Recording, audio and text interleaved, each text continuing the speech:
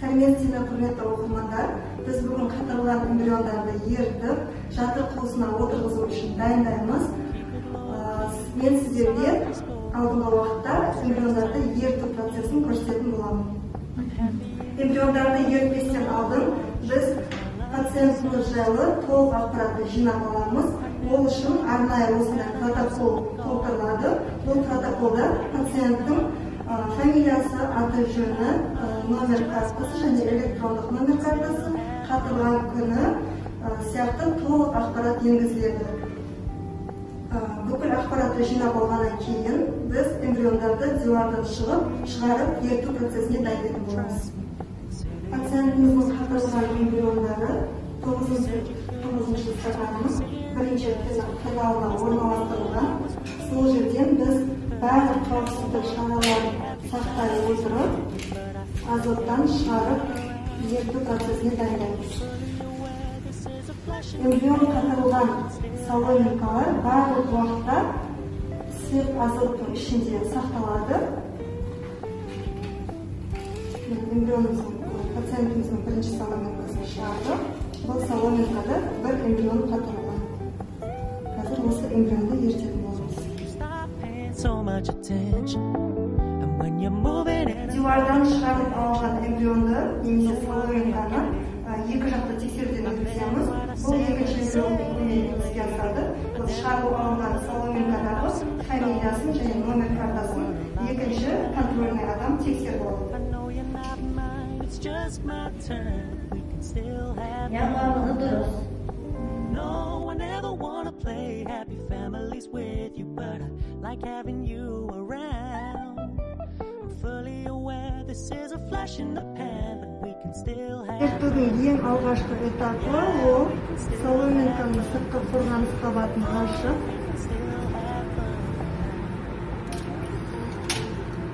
эмбрион қатырылған салоникамызды тез сұйықтығына тез арада енгіземіз. Бұл сұйықтықта эмбрион 1 минут көлемінде тұратын болады.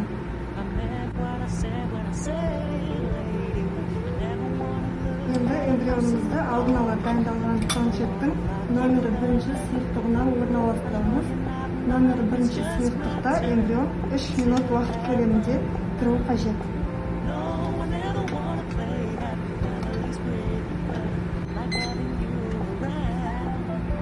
Эмбрионды 3 минут уақыт өткеннен кейін бірінші сұйықтықтан екінші сұйықтыққа орналастырамыз. Бұл сұйықтықтың ішінде эмбрион тағы да 5 минут көлемінде тұру қажет.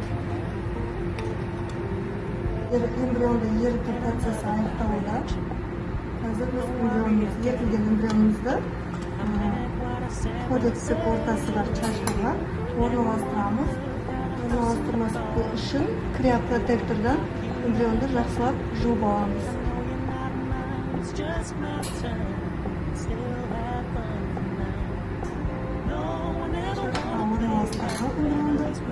Фамилиясын толығымен жазып, алдыңғы уақытта эмбрионға лазермен тексеру жасайтын боламыз.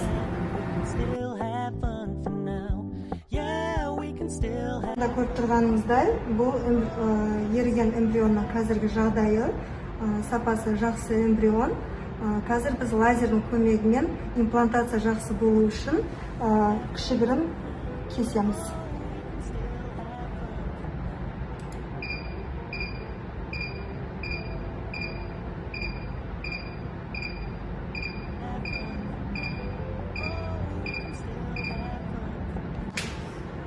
Еріген эмбрионымызды лазерлік фетчинг жасалғаннан кейін инкубаторға орналастырамыз.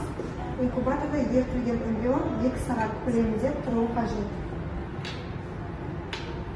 Сағат уақыт өткеннен кейін эмбрионымыз толығымен ашылды және хетчинг жасаған жерден зонасынан эмбрион сыртқы қабатын тастап шығуға дайындалып жатыр және бұл эмбрион жатыр қуысына отырғызуға дайын деп айтсақ болады. Ерту процесінің ең соңғы сатысы бұл эмбрионды жатыр қуысына енгізу процесі.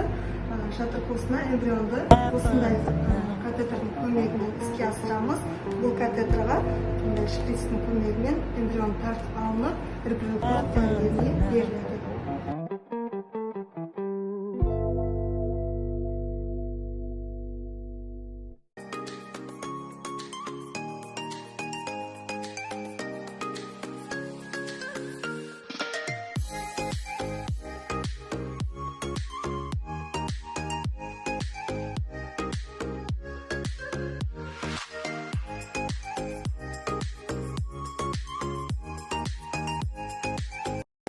Құрметті біздің инста көрермендер, сіздер бүгін бізбен бірге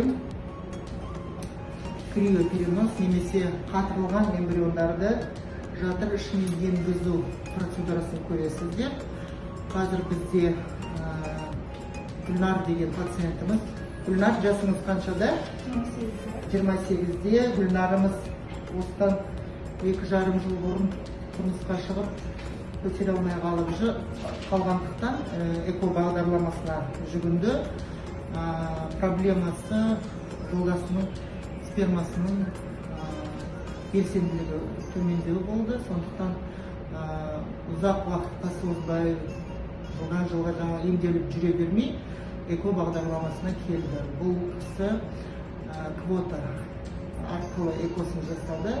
Мемлекеттік тапсырыспен жаңа квота арқылы тегін экосын осыдан 1 ай бұрын өтті. Ол кезде эмбриондар жатырына салынбады, өйткені аналық бездері өте жақсы аналық ұрық беріп, 20 шақты аналық ұрық беріп, гиперстимуляцияның өршуіне байланысты. Егерде үйшіктер өте үлкен болса, ондай кезде біз эмбриондарды жатырға отырғызбаймыз. Барлық алынған эмбриондарымызды қатырып мұздатып қоямыз. Қанша эмбрион қатырылды? Бұлар бізде 7 эмбрион, 5 күндік 7 эмбрионды біз қатырып сақтап қойдық. 1 айдан кейін 2 аналық безі қалпына келгеннен кейін қазір мына бүгін 2 эмбрионын 2 баласын жатырына салып береміз. Соны бізбен бірге көрсеңіздер болады.